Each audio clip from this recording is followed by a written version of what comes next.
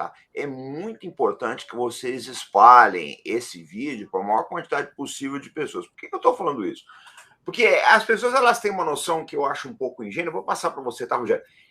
De que o comércio, o desenvolvimento se dá com um país de ideologias similares. As coisas não são assim, gente. Olha aí o governo Biden vindo pedir petróleo para a Venezuela. Pedindo petróleo para a Venezuela. Tá? Agora mesmo, a Nicarágua deixou de reconhecer a Taiwan, tá? Reconhece só a China. Está a caminho aí o projeto do canal, do segundo canal aí ligando o Atlântico ao Pacífico, seria o canal da Nicarágua, o chinês está de olho nisso. Se isso acontecer, os Estados Unidos vão ter que beijar os pés da Nicarágua, que eles consideram um regime de esquerda, abjeto, aquele discurso todo que a gente está cansado de ver dos atlanticistas aí. Então, o que a gente está falando aqui não tem nada a ver com ideologia, não. Tá falando, nós estamos tocando no desenvolvimento de vocês, do nosso país, que é a coisa mais importante. Mas eu vou passar o Rogério. Vamos dar o like. Rogerinho, está contigo. Boa noite mais uma vez, ministro. Boa noite, comandante, a todos que nos acompanham aqui. Ministro, talvez pautado numa rivalidade histórica, inclusive no futebol, entre Brasil e Argentina, pela falta de politização de certos setores da sociedade, eu percebi que a primeira reação de muitas pessoas ao se depararem com a informação de que a Argentina estaria pleiteando oficialmente o ingresso no BRICS foi o receio de que a Argentina pudesse ser um competidor do Brasil dentro dessa equação. Então, eu gostaria que o senhor comentasse, sob o ponto de vista de uma Argentina mais dinâmica, sem crises políticas, sem crises econômicas, quais são os benefícios que o Brasil pode ter? Isso não só sob a égide dos BRICS, mas também sob a égide do aspecto de uma integração continental. E quando digo uma integração continental, quero reforçar que penso, como o senhor pensa, na questão da não ideologização dessa integração política. Também muitos, em decorrência da polarização que existe no Brasil, imaginam que uma integração continental passe por uma questão de afinidade ideológica ou de um pressuposto ideológico único. Então, gostaria que o senhor, por gentileza, comentasse a questão dos ganhos que o Brasil tem. Primeiro, com uma Argentina mais forte e integrada, de alguma maneira, aos BRICS. E também na cena de uma integração continental que o Brasil pudesse capitanear, no sentido da liderança populacional, no aspecto da sua territorialidade, no aspecto das suas potencialidades, tanto humanas como de recursos econômicos, políticos e humanos. Rogério, nós estamos muitas décadas em atraso com a nossa cooperação com a Argentina. É claro que a rivalidade houve, tá certo? Houve essa rivalidade. Eu, inclusive, tenho aqui um livro que chama A Construção da Fronteira Sul, a Guerra de 1825, do coronel Sérgio Paulo Muniz Costa, que foi assessor de imprensa aí do vice-presidente Mourão. Ele é um historiador e conta aí a história desse período, quando a Argentina, inclusive, cogitou de mandar executar o nosso imperador Dom Pedro I, porque era o jeito de quebrar a unidade territorial do Brasil, porque o que unia o Brasil era a monarquia, era a existência de um monarca, era a existência de um império e de um imperador que centralizava o poder. Tudo isso aconteceu. Mas isso foi lá pelos idos do século XIX, começo do século XX, e depois o Brasil tinha que entrar num espaço de cooperação com a Argentina, porque, de fato, consolidada a unidade do território. Não tinha como a Argentina rivalizar com o Brasil. Como rivalizar com o Brasil? Com 8 milhões e meio de quilômetros quadrados, com uma população 4, 5 vezes superior, com uma economia não sei quantas vezes superior, com tecnologia, com tudo. Então, era a hora de entrar em cooperação, porque mesmo que o Brasil crescesse para e passo com a Argentina, a superioridade física, econômica, populacional, demográfica, já desequilibraria o fato de ter fronteiras com todo mundo.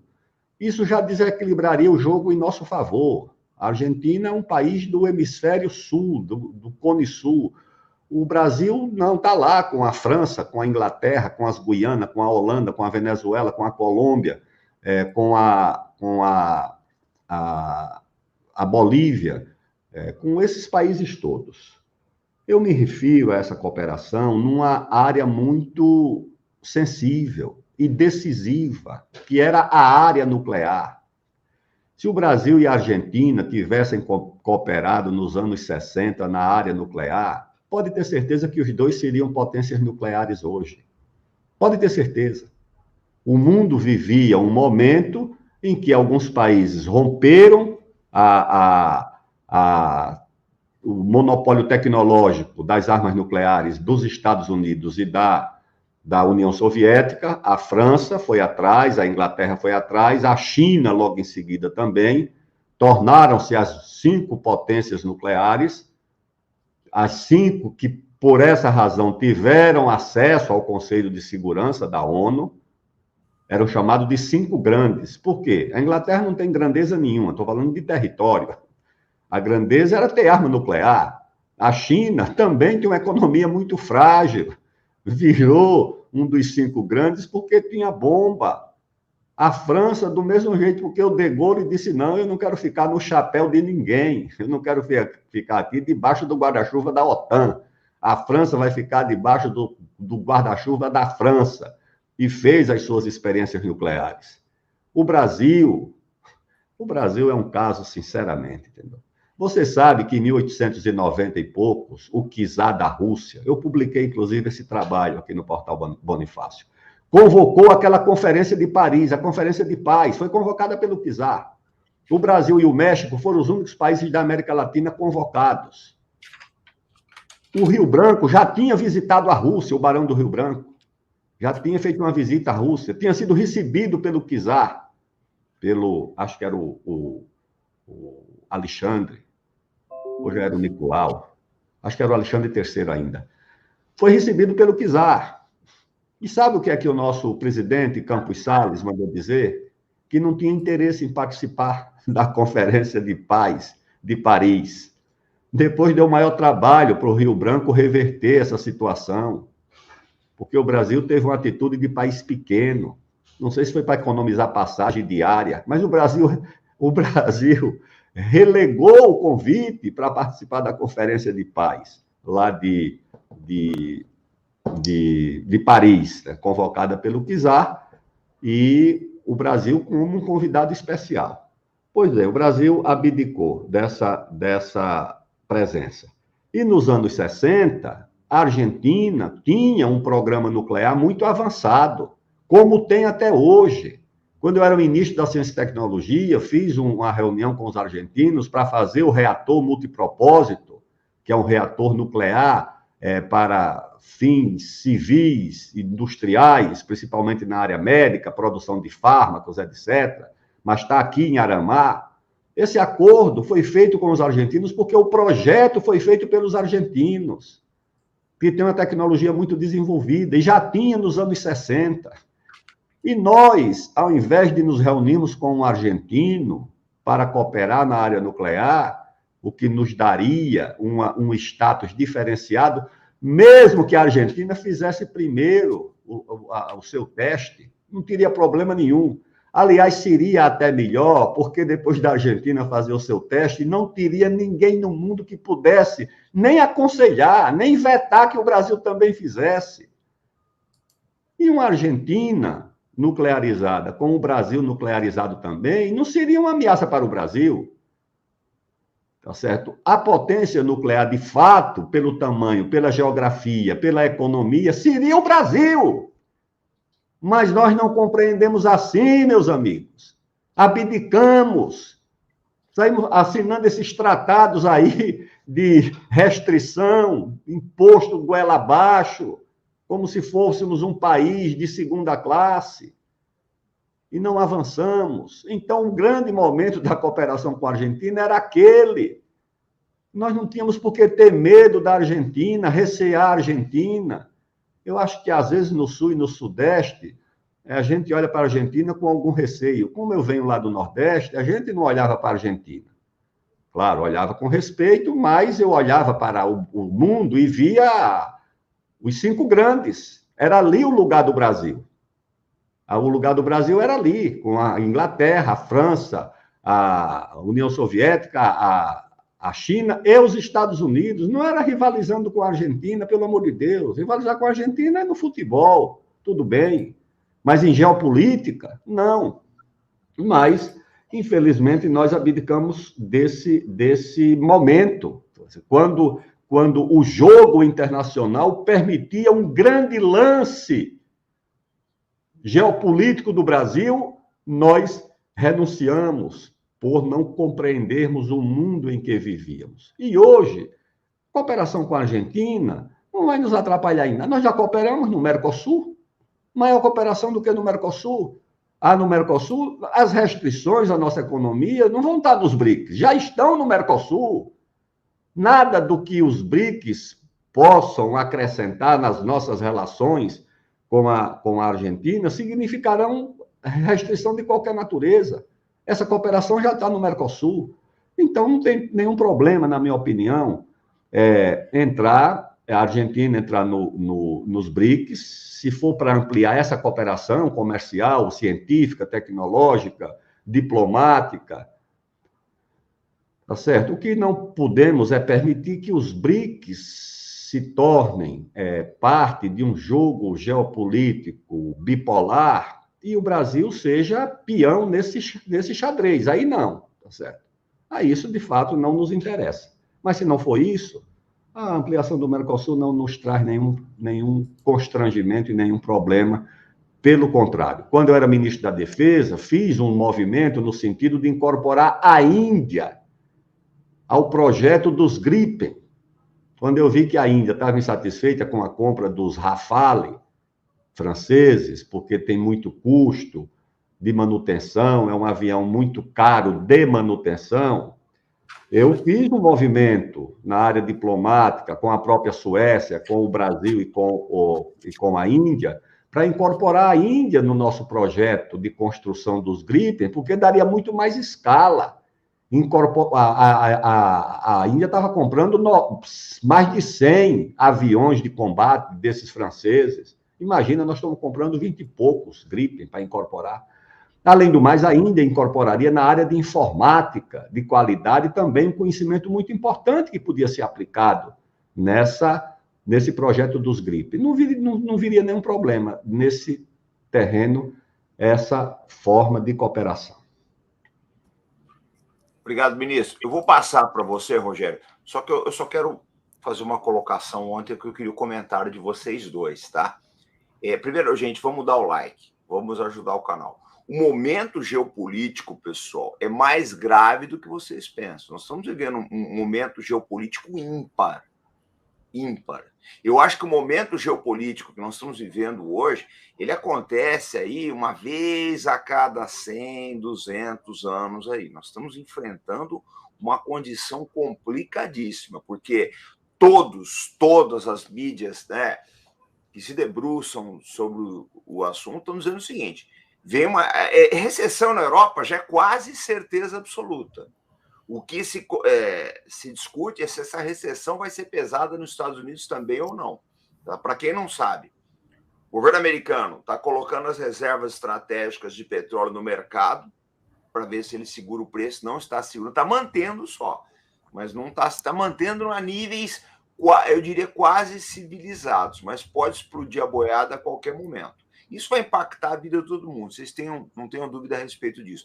Mas eu quero mostrar uma gravura aqui, Rogério e ministro Aldo, tá? Eu vou passar para o Rogério primeiro para comentar, e depois eu quero também ouvir a opinião do ministro Aldo Rebelo. Mas olhem isso aqui, gente.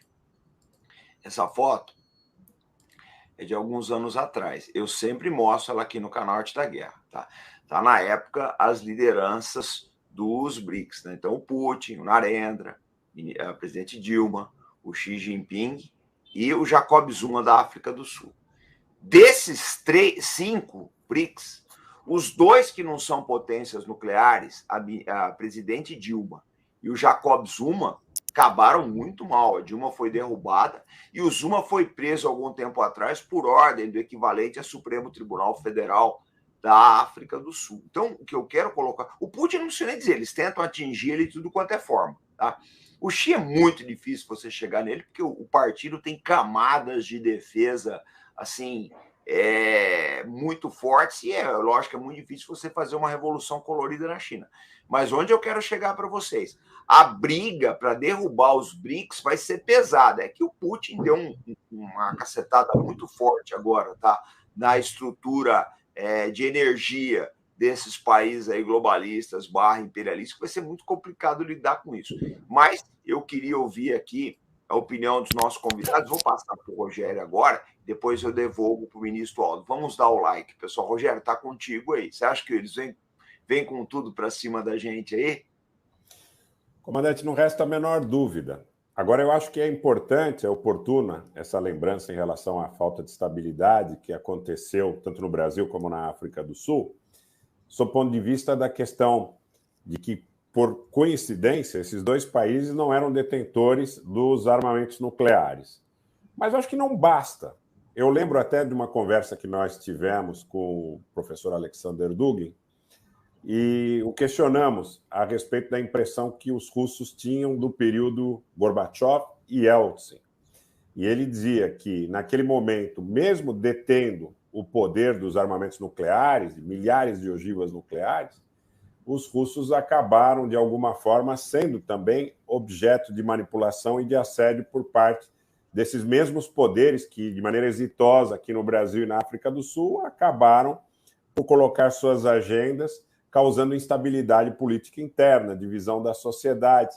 Então, um ponto muito importante, olhando para a história, traçando uma retrospectiva histórica, e a partir desse ponto, projetando o que nós teríamos que fazer, além da questão bem colocada, inclusive, da negação de utilização de espaço, sob o ponto de vista da doutrina militar, do poder dissuasório, eu acho que a gente precisa insistir na ideia da união da sociedade brasileira sob a égide de uma conceituação de pacificação e não de uniformização. Porque, por vezes, nos criticam dizendo que o que postulamos seria a uniformização da sociedade. Ao contrário, na gama de diversidade existente dentro da sociedade, o guarda-chuva da nacionalidade poderia ser o abrigo seguro. Então, é importante também frisar que nós temos que estarmos todos alertas. Não é apenas a questão de deter um poder militar que faça com que algum oponente pense duas vezes em nos enfrentar. Eles precisam entender também que há coesão interna dentro da sociedade brasileira. O que aconteceu no período de dissolução da União Soviética, no período imediatamente anterior e posterior, mostra que mesmo com armamentos nucleares, eles foram suscetíveis. Então, é importante pensar na questão dessa construção do poder dissuasório, mas eu acho que é mais importante ainda pensar que nós temos que estabelecer premissas. A divisão na macropolítica, ela historicamente é válida, é respeitável, não há problema nenhum em relação a isso. Nós não falamos, sob o ponto de vista, de que não caibam divergências. A divergência cabe e é bem-vinda e faz com que todos aprendam, de alguma forma, a alguma coisa com essas diferenças. E a disputa no campo das ideias. Agora, a divisão ela não pode ir além da macropolítica. No microcosmo, ela tem que ser entendida como também potencialmente danosa, causadora de fratricídio, de secessionismo. Nós estamos acompanhando explorações políticas de tragédias pessoais e de tragédias humanas, como recentemente aconteceu, nesse caso aí na floresta amazônica. E claro que nós nos solidarizamos com a dor das famílias, claro que nós nos solidarizamos com os dramas pessoais de todos os envolvidos, mas nós não podemos permitir que a politização dessa dor e desse sofrimento venha ao cabo trazer divisão na sociedade brasileira. Então, eu enxergo da seguinte maneira: o que está acontecendo na Ucrânia é um conflito de maiores proporções globais, de proporções que suplantam o aspecto militar, passam pela esfera econômica, pela esfera geopolítica e geoeconômica de uma maneira geral, mas certamente os reflexos não chegarão no Brasil apenas sob o ponto de vista econômico, sob o aspecto também de ambições que existam em relação à América Latina, à América do Sul, e o Brasil é a alma mater dessa construção. Nós precisamos estar alerta. Eu estou muito preocupado com uma série de desenvolvimentos em relação à exploração dos episódios na Amazônia. No nosso último encontro, nós falamos sobre isso. Eu estou muito preocupado em relação à utilização. Recentemente, eu não vou entrar nisso, não é o escopo desse encontro, mas de pautas de costumes e de repercussões de pautas de costume, mais uma vez para causar cisão e cisânia na sociedade, para que a sociedade entenda que existe um inimigo dentro do país que seja mais importante do que a construção de uma coesão. Eu vejo com muita preocupação, e esse exemplo é muito feliz, quando nós falamos que talvez estivessem não apenas mais vulneráveis sob o aspecto militar o Brasil e a África do Sul, mas também sob esse aspecto de construção e de conhecimento da sociedade em relação a experiências históricas. O fato de a China ter, nas estruturas do Partido Comunista, capacidade de alguma forma, estabelecer um anteparo para que o lawfare não seja uma ação ali deletéria, é um fato a ser considerado. O próprio incremento das defesas da Rússia nesse sentido, também a Índia, de alguma forma, com suas contradições, aprendeu com esse processo histórico. Nós precisamos aprender com isso, e nesse aspecto é muito importante que a sociedade compreenda que, a parte da divisão natural na macropolítica, que o Brasil deve nos fazer perfilados na defesa do seu interesse.